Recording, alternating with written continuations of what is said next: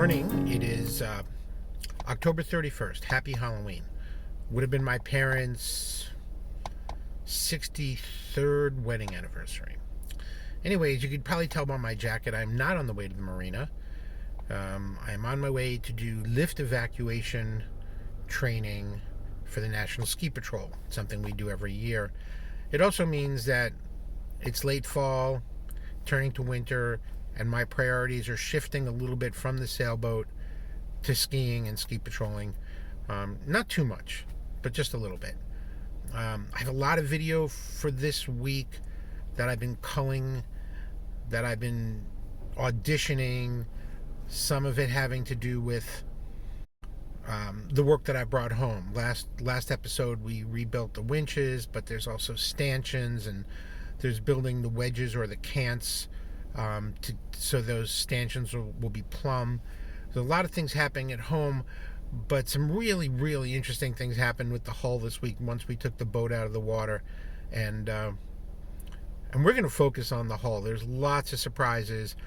I posted some pictures on a Facebook group, Restoring Fiberglass Sailboats, and got a range of information, some a little bit wacky, some pretty informative.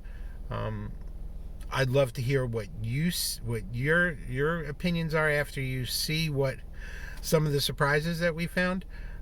So this episode is all about the hull. We're calling it Hullacious. So here's Raven's home for the winter. Okay, time out.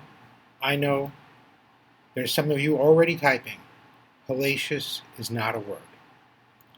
And I would tend to agree with that, but I would say hullacious is not a word yet.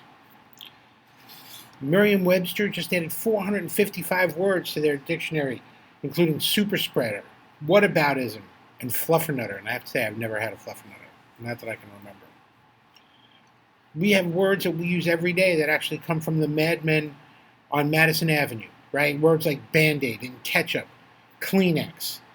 Words like zipper and jet ski and Velcro. Words that were once brand names and are brand names that we've co-opted to talk about things in general. But none other than William Shakespeare is credited with inventing over 1,700 words. Words that we use today, every day, like bedazzle. Well, I don't use bedazzle ever, but people do. And assassin, and suspicious, and amazement, as I am amazed that more people haven't subscribed to my videos. And it's laughable that they haven't, and laughable is another word that Shakespeare has coined.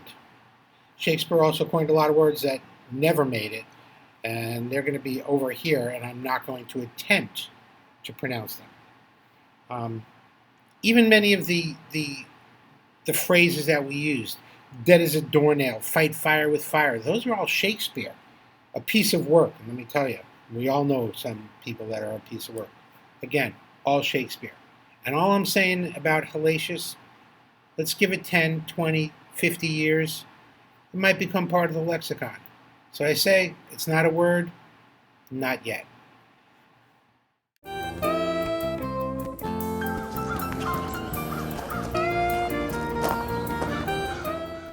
One of the reasons I want to strip the bottom and repaint is you can see right under the blue painter's tape, the ablative paint has worn off and there looks to be fiberglass underneath.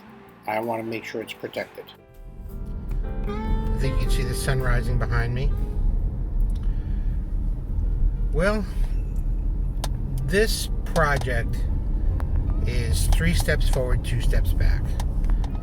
Yesterday we had some really good things to start out the day, and kind of went downhill after that. You'll see later what happened with our drain plug, and also with trying to strip the bottom paint. Unfortunately, what I found in regards to the bottom paint is that below the ablative was the black paint. It looks like they painted the whole boat the black and then kind of added the boot stripe and then added the ablative paint. And when I put on the stripper, it was actually starting to take off some of the epoxy paint, the black paint. And I really don't want to risk that. So next week, actually a week from today, I'll be bringing in a Dustless blaster who will blast tiny glass beads mixed with water. It's not an expense that I wanted to pay. Sanding is not an option. I think the other boat owners would get a little bit upset.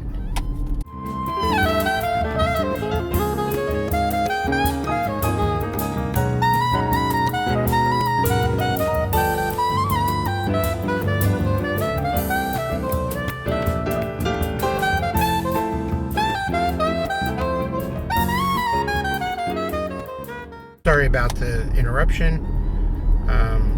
Yeah, so it looks like I'm going to have to pay the expense of having 25 or 30 years of ablative paint taken off and giving me a fresh canvas. From then on, yearly I can take care of it. So that being said, 3 steps forward, 2 steps back, and that's okay. We'll get this done. We're here with Carmello Ortiz, who is the owner of Liberty Mobile Blasting.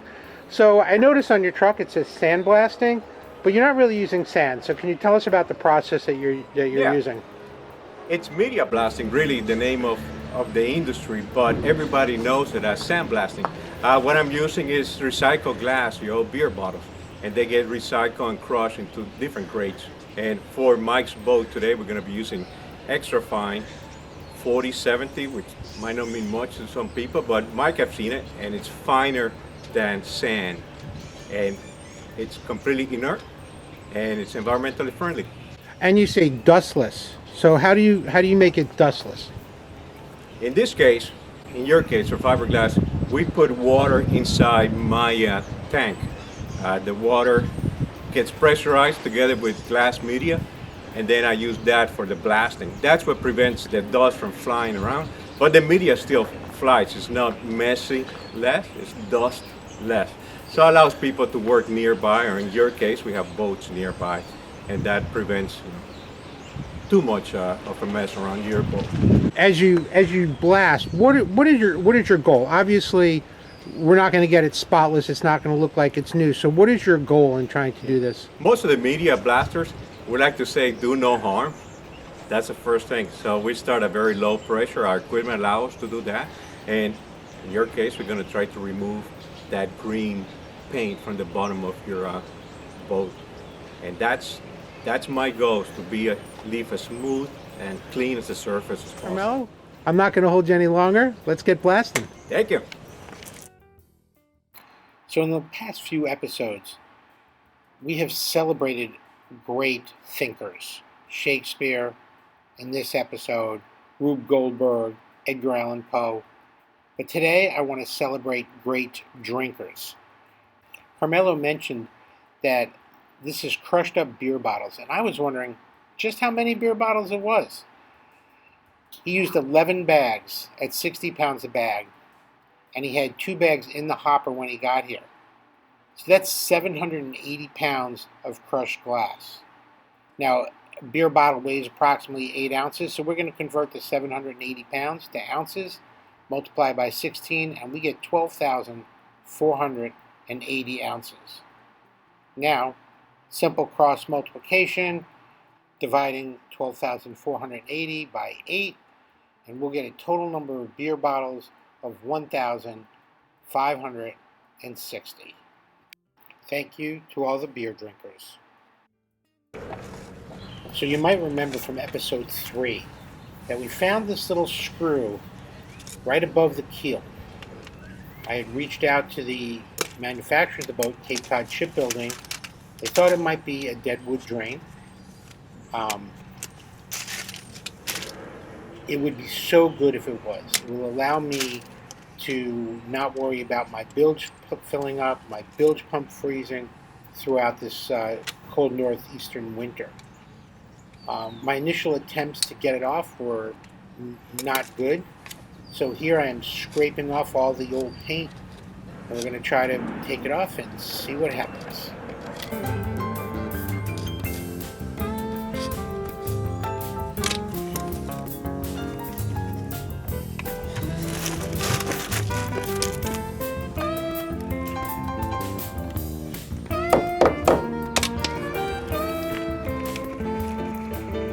Ooh, came out.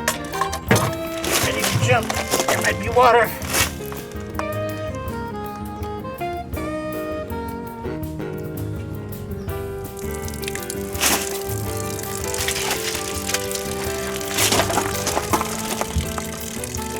And there's water.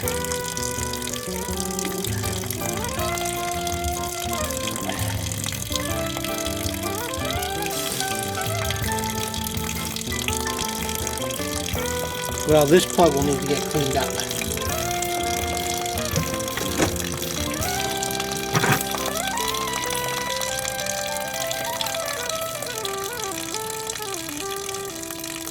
Oh, I'm so excited to have gotten that out. I'm not excited to see how much water was in there. I guess I should go up top and see if I have a dry bilge or not. The bilge is dry. I'm going to try pouring water in the bilge and see if it leaks out that drain hole. If that works, I will be the happiest boy alive. There's nothing. Pouring water in here. The only question I have now is that it all connected to the bilge.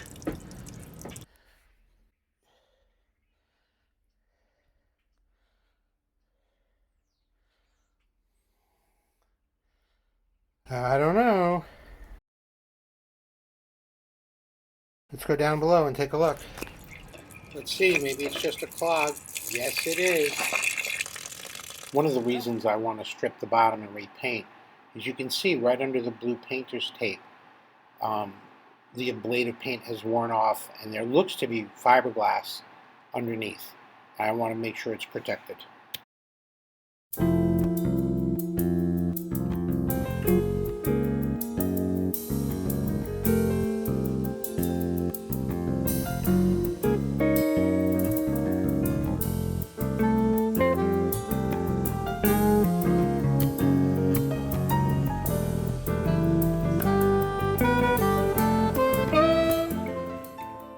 So after the first surprise, which is the deadwood drain working, our second surprise is this picture, which doesn't show green ablative paint over black epoxy, but a layer of green, a layer of black, and then another layer of green underneath that, and the substrate being what looks to be fiberglass and no gel coat.